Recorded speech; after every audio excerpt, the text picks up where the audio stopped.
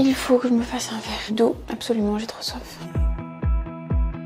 Aujourd'hui, nous sommes vendredi 31 mai, il est 8 h et je suis en train de préparer mes petits pancakes du petit-déj. Là, ils sont en train de cuire.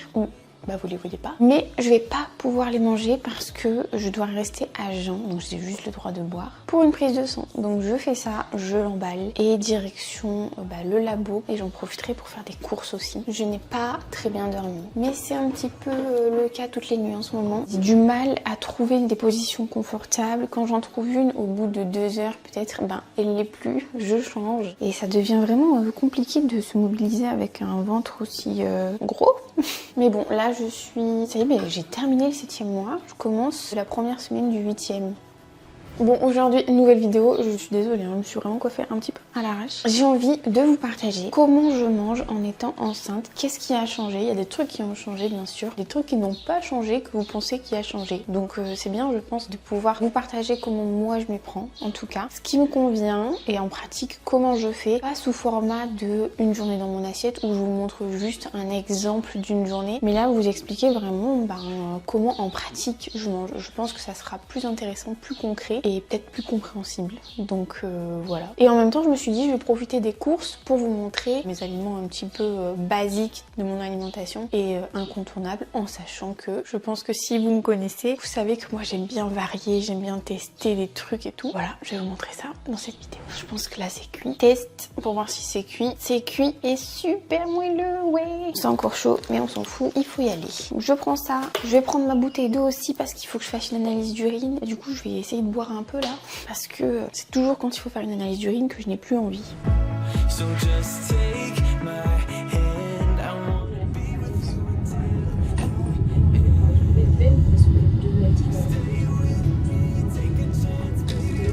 Vous avez été super nombreuses à réagir à ma vidéo l'avant-dernière où je vous partage en fait de manière très brève le moment où je me lave les cheveux. Et vous m'avez énormément demandé quelle était ma routine, parce que c'est vrai que j'ai les cheveux mais vraiment très longs, plutôt en bonne santé quand même. Regardez comme ils sont souples, brillants et tout ça. Je me suis lavé les cheveux ce matin et du coup je me suis dit que j'allais rapidement vous montrer les produits. Mais en vérité, j'ai envie de dire, les produits c'est pas le plus important. Le plus important c'est plus l'hygiène de vie globale de cheveux en fait. Donc je vais vous passer très brièvement les produits que j'utilise en ce moment. Je les utilise depuis le début de la grossesse. C'est ces deux produits, le shampoing, le masque. Habituellement je me tourne plutôt vers des produits un peu plus doux, un peu plus bio, avec des compos bien meilleurs. Mais en début de grossesse j'avais les cheveux très gras et du coup ceux-là voilà, ils étaient vraiment bien à ce moment-là et j'ai continué. Voilà, je vais pas arrêter parce que ça fonctionne bien pour l'instant. Mais ce que je veux dire, c'est que j'ai pas eu les cheveux longs grâce uniquement aux produits que j'utilise, parce que je varie énormément en fait. Par contre, ce qui est important, c'est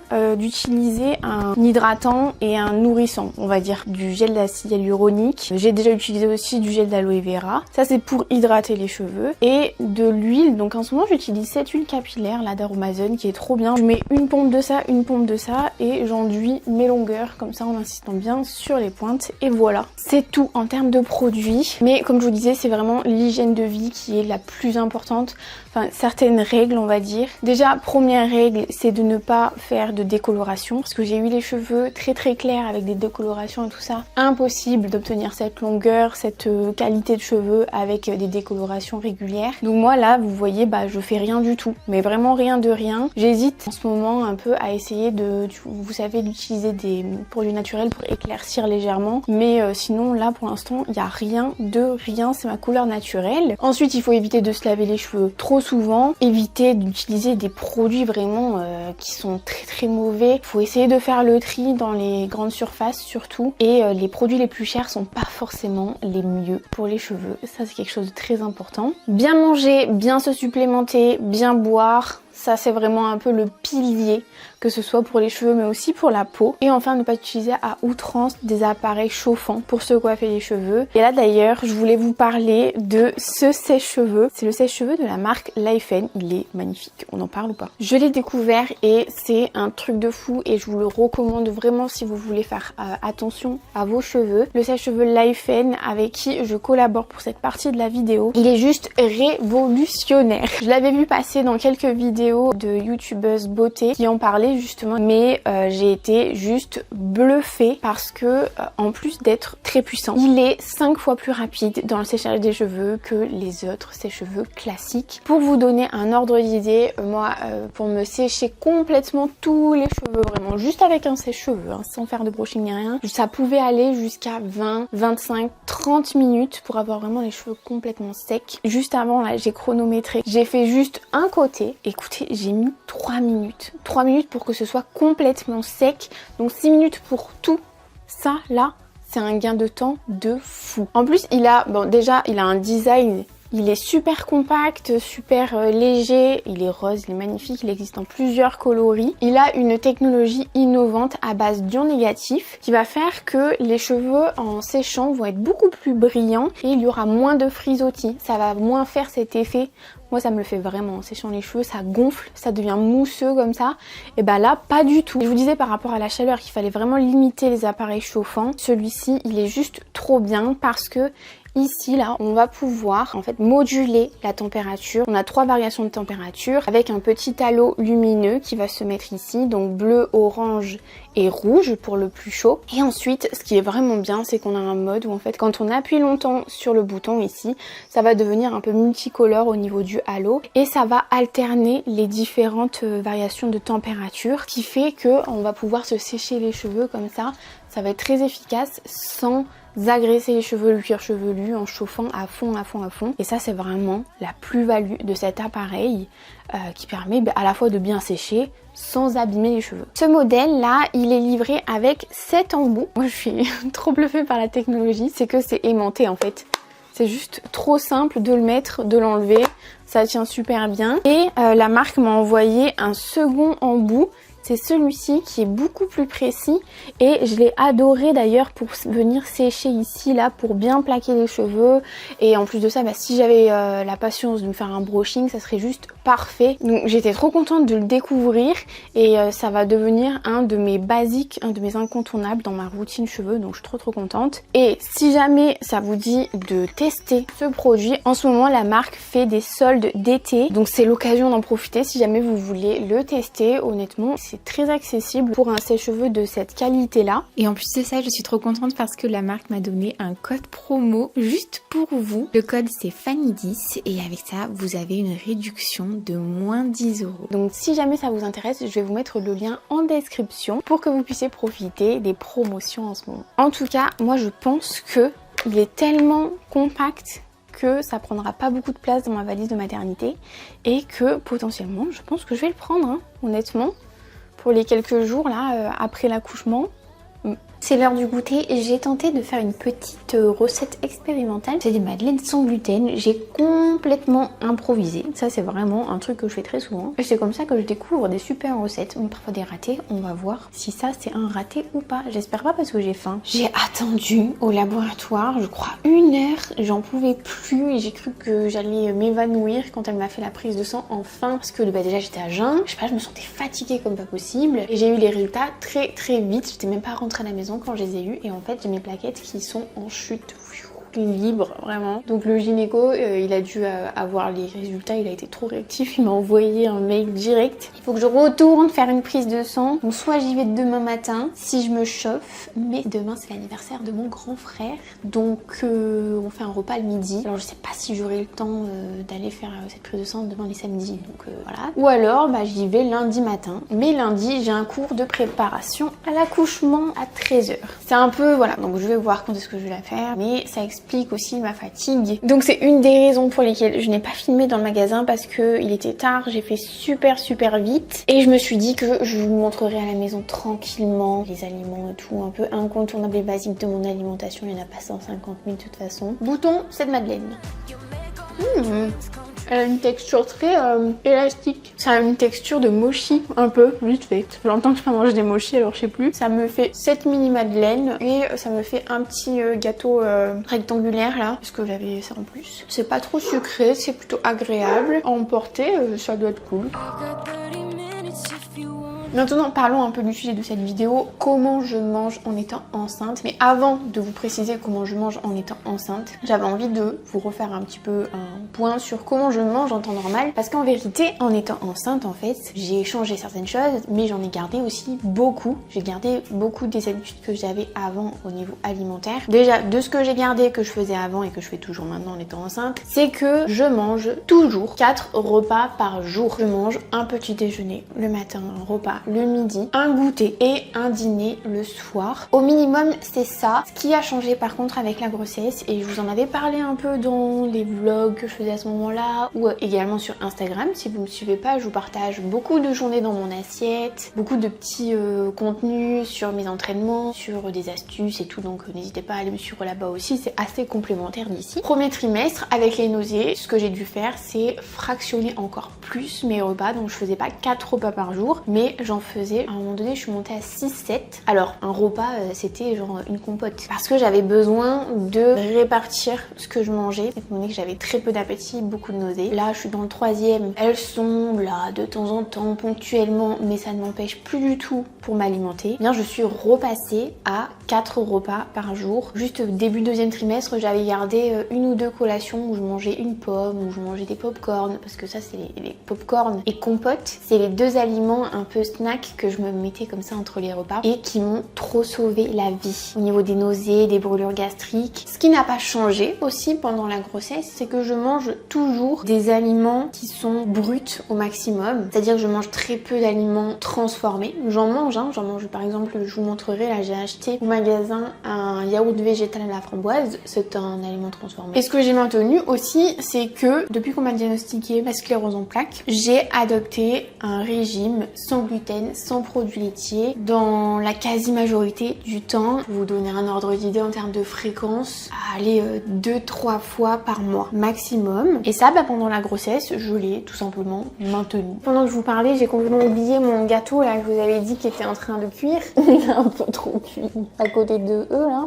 Donc voilà ce qui n'a pas changé. Ce qui a changé avec la grossesse, c'est déjà, vous savez, toutes les restrictions qu'on doit faire en fait quand on est enceinte pour éviter toxoplasmose, machin.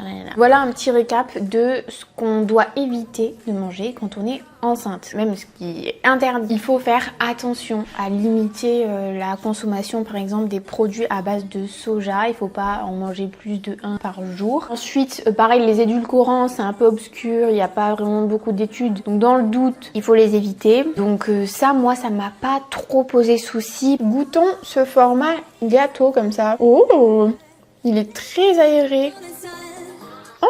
Je préfère comme ça. Ça fait très texture chamallow un peu. Oui, donc en vérité, la grossesse n'a pas énormément changé. Les aliments que je sélectionne et que je mange, ce qui a vraiment changé, ça a été simplement de m'adapter aux symptômes en fait. J'ai moins faim, je trouve un moyen de manger quand même suffisamment. C'est important. J'ai un peu plus faim, et j'adapte des aliments plus rassasiants, plus volumineux. Et honnêtement, ça fonctionne vraiment. En tout cas, ça a très bien fonctionné pour moi. Après, c'est des techniques que j'utilise même en dehors de la grossesse. Pour les filles que j'ai en coaching, chaque fille, chaque femme, chaque personne, même chaque être humain a un rapport différent avec la satiété, avec la faim, et c'est important de complètement en fait personnaliser les aliments qu'on consomme à ce qu'on a besoin, déjà en termes de macronutriments, de calories, pour faire fonctionner notre corps, pour atteindre nos objectifs, que ce soit prise de poids pour par exemple prise de muscle, mais aussi perte de gras, perte de poids du coup, et c'est ce que j'ai fait et appliqué moi, pas dans un objectif physique sportif, mais dans un objectif grossesse, santé, objectif maman quoi. Et si c'était l'heure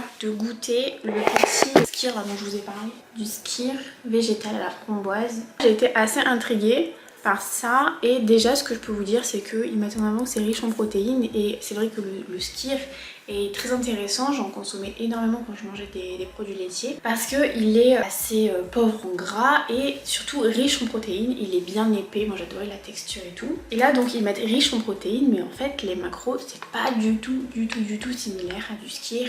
On a 3 grammes de lipides, 9 grammes de glucides, donc ça c'est parce qu'il y a du sucre, et puis de la framboise. Mais au niveau des protéines, on est à 5,6 grammes pour les 100 grammes, et ça c'est un pot qui fait 150 grammes, donc je trouve que c'est pas riche en protéines quoi. Donc, je sais pas à partir de combien ils peuvent mettre cette mention là, Mais clairement, il faut toujours regarder les macros parce que ça peut être un petit peu trompeur, je trouve en tout cas. Maintenant nous allons goûter.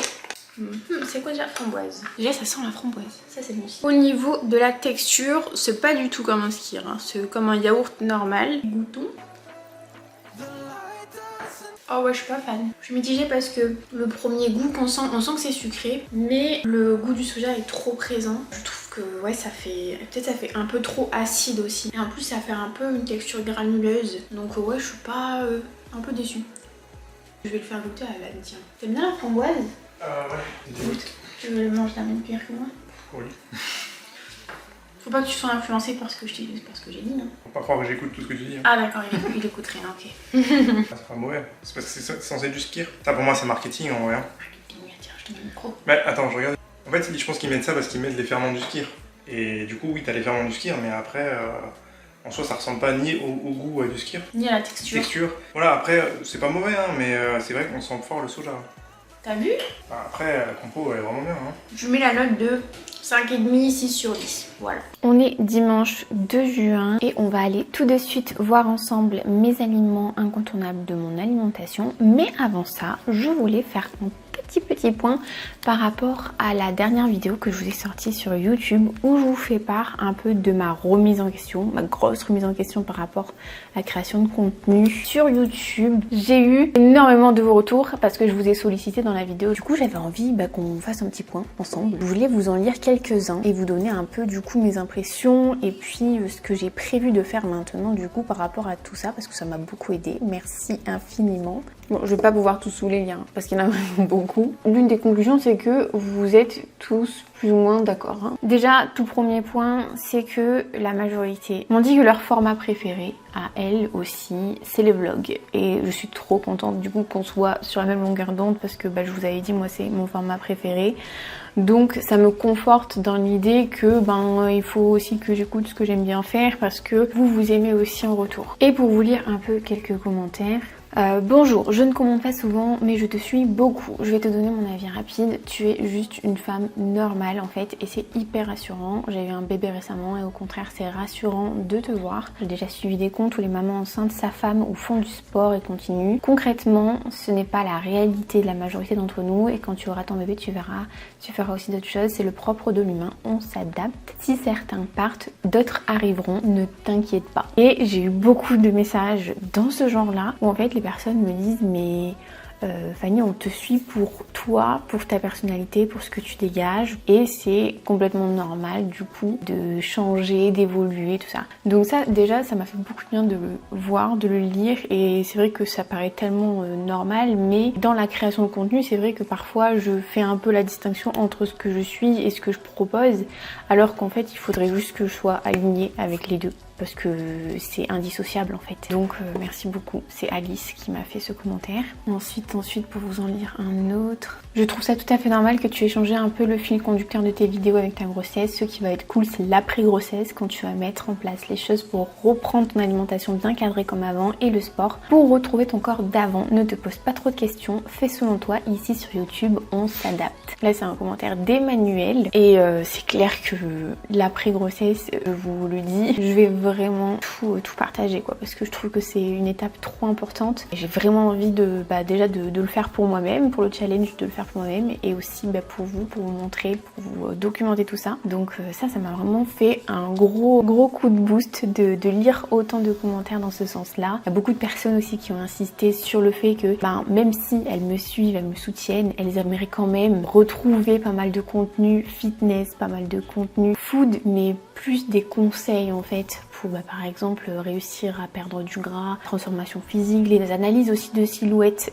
des fit girls, ça il y a beaucoup de personnes qui m'ont dit qu'elles avaient adoré. On m'a aussi demandé si ça serait possible de peut-être mettre un peu plus en avant mon activité de coaching en partageant par exemple le parcours des filles que je suis parce que ça fait maintenant un bon moment que je suis toute une team de filles au quotidien et c'est vrai qu'il y a beaucoup de choses à dire mais j'avais tendance à faire un peu la distinction entre activité de de coach sportif et YouTube. C'est vrai que de lire tout ça, je me suis dit, est-ce qu'on pourrait pas faire quand même un petit parallèle? C'est vrai aussi que vous avez été pas mal à le remarquer et à le mettre dans vos commentaires, mais depuis le début de l'année, j'avais complètement changé mes miniatures. J'ai délégué la création de mes miniatures à un graphiste qui fait un travail de fou. C'est vraiment des vignettes bien plus travaillées et qui me semblaient plus pro en fait, mais quelque part ça faisait moins authentique, ça faisait peut-être un peu trop travaillé et moins raccord avec ma personnalité. Donc là j'ai repris la main dessus et voilà, parce que je pense que c'est important de garder cette authenticité quelque part.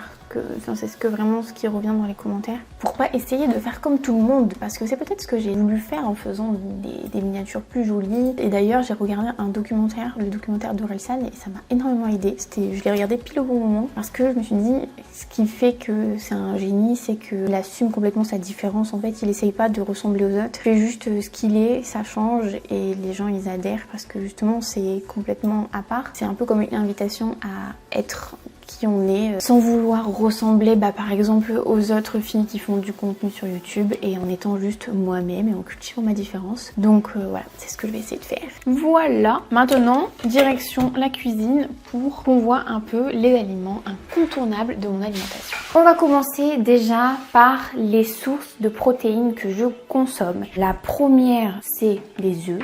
Ensuite, au niveau de la viande, je consomme énormément de poulet et de dinde, de la volaille en fait. Autre source de protéines, bon ça c'est pas très courant, c'est du jambon. Je le prends toujours sans nitrite et réduit en sel. Ça c'est assez nouveau, j'en consommais pas ou alors voire très peu. Ce qui m'a fait changer très récemment, je vais vous en parler tout de suite, c'est la grosse polémique autour de la protéine végétale que je consommais depuis un paquet de temps. Il y a des analyses qui ont été faites dans un laboratoire indépendant et ils ont révélé qu'il y avait du lactose dedans et en plus de ça des édulcorants. Donc quand j'ai vu ça, j'ai juste stoppé. En plus j'attendais une commande, j'ai réussi à me la faire rembourser et j'ai complètement stoppé de consommer cette protéine. Je me suis sentie vraiment trahie, mais je pense que ça a été le cas de beaucoup de personnes. Ça veut dire que j'ai consommé du lactose alors que je fais super attention au quotidien pour ne pas en consommer. Je vous ai expliqué pourquoi. Et des édulcorants alors même que je les fuis pendant ma grossesse quoi. Pour l'instant je me suis dit ok, je vais faire sans, je vais consommer à la place plus d'œufs, j'en consomme 4 par jour actuellement, et un peu de jambon, et voilà comment je me débrouille en ce moment, on verra plus tard. Et l'autre source de protéines aussi que je consomme ponctuellement, c'est de la viande rouge. En ce moment j'adore ça, puis vu que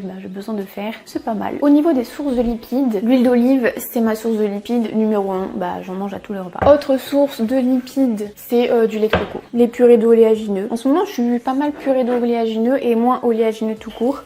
J'ai testé ces deux là qui sont délicieuses. Et ensuite la dernière source de lipides, c'est très ponctuel, c'est de l'avocat. En fait vous voyez, je mange des aliments assez simples. Après ce qui change et qui fait tout, c'est l'assemblage, c'est les recettes. Au niveau des féculents, mon trio préféré, c'est du riz thaï, le riz à sushi, les pâtes de riz qu'on peut trouver dans les rayons produits du monde, c'est les pâtes sans gluten qui sont les moins chères sur le marché. Par contre, ce genre de produits sans gluten, déjà c'est à base de maïs, donc ça j'essaie de limiter vraiment parce que le maïs c'est pas non plus dingue comme aliment. Et si j'en ai un à vous recommander, c'est celui-ci. Pour l'instant c'est le meilleur rapport qualité-prix. Les pâtes de riz en plus elles sont vraiment pas mal, c'est des mini penne au riz complet. Bien évidemment j'adore manger des patates en ce moment. Au niveau des farines, pas de farine de blé du coup vous avez compris. Pour les farines sans gluten que je consomme, farine de sarrasin, farine de riz, farine de millet et farine de sorgho. Voilà, ça c'est une farine, je trouve c'est un peu le dupe des farines de châtaigne. Je rajoute à ça de la fécule de tapioca pour faire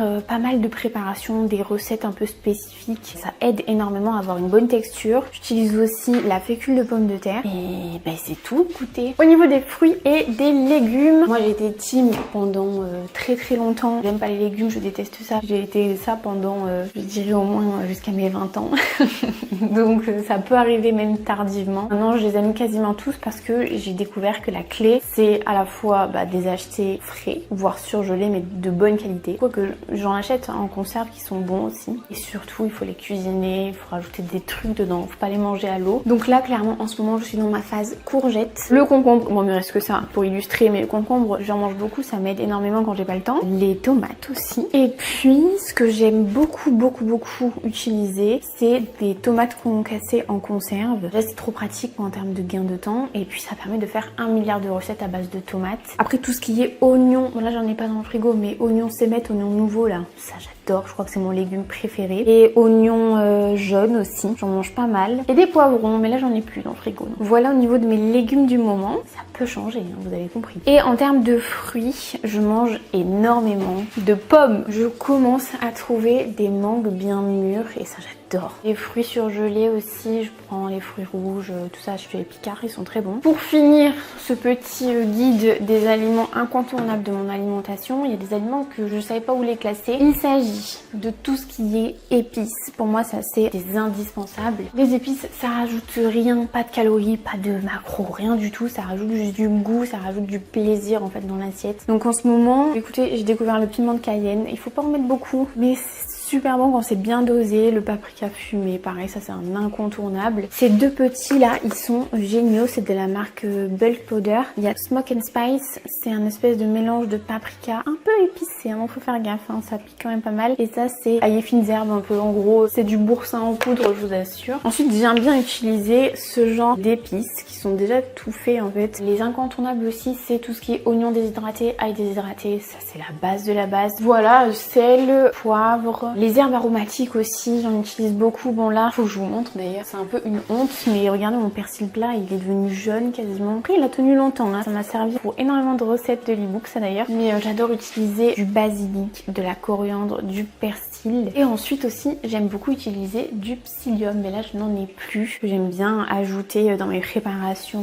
pancakes et tout. Ou alors les préparations comme le pain et tout, ça rajoute de la texture, ça rajoute du liant, ça rajoute des fibres aussi. Pour la satiété c'est cool. Et pour le transit c'est cool aussi. Et bien voilà, vous savez tout. Et voyez, avec tout ce que je vous ai dit, bah, on peut faire 1 milliard de combinaisons différentes. Et on peut vraiment se faire plaisir tout en variant, en écoutant un peu ses envies. Maintenant, est-ce que j'ai dû augmenter mes calories par rapport à ma grossesse? Je pensais honnêtement que j'allais devoir le faire au tout début de la grossesse parce que c'est ce que j'entendais dire partout. En pratique, ce qui s'est passé, c'est que avant ma grossesse, j'étais à 1806 calories exactement. J'ai retrouvé les archives. Par contre, j'ai pas le détail des macros, mais par rapport à les macros actuels là, c'est juste les glucides qui étaient plus bas. Parce que aujourd'hui, je suis donc à 1963 calories avec cette répartition de macros. Donc en fait, en pratique, j'ai très peu augmenté mes calories. Vraiment, par rapport aux recommandations, je les ai pas suivies parce que sinon là, je serais à 2300 calories limite. Et par rapport à ma prise de poids, là, je suis à